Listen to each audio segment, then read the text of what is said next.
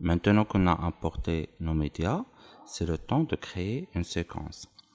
C'est très important car dans cette séquence, on va mettre nos fichiers, nos médias, nos fichiers audio, nos images, tout. Et cette séquence-là, elle est visible sur ce panneau de montage qui est là. Actuellement, on n'a aucune séquence, mais on va la créer tout de suite. Donc, pour créer une séquence, on va voir deux méthodes.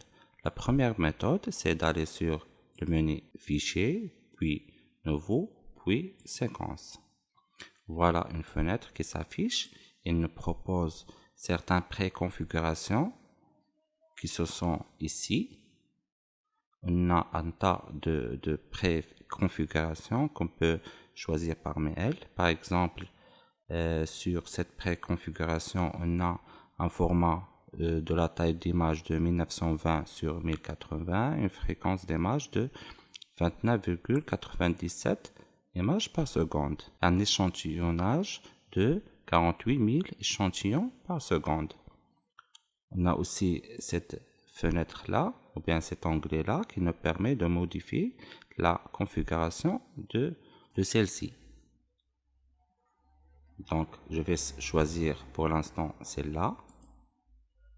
Et voilà une séquence qui a été créée sur le panneau de montage. Donc, je vais supprimer cette séquence pour voir la deuxième méthode.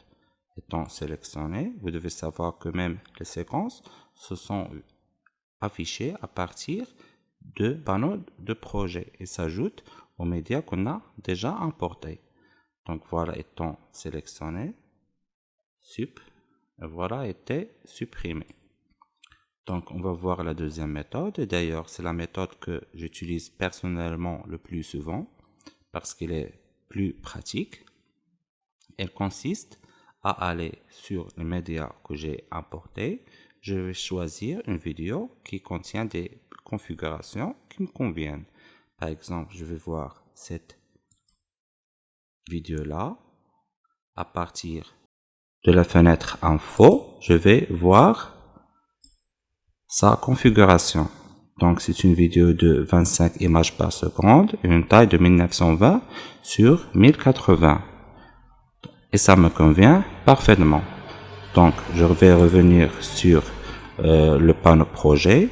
Je vais faire un glisser-déposer sur le panneau de montage.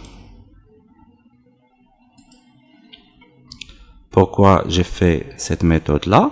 Parce que à partir du moment où vous glissez une vidéo sur le panneau de montage, le logiciel crée une séquence de la même configuration de la vidéo que vous avez importée ou bien que vous avez glissé sur le panneau de montage. Donc, cette séquence-là est d'une taille de 1920 sur 1080 et une fréquence d'image de 25 images par seconde. Et c'est un format idéal qu'on peut l'utiliser sur la plupart des plateformes. À partir de ce moment-là, vous pouvez même supprimer cette vidéo que vous avez glissée sur la séquence. Dans tous les cas, vous aurez une séquence d'une configuration parfaite.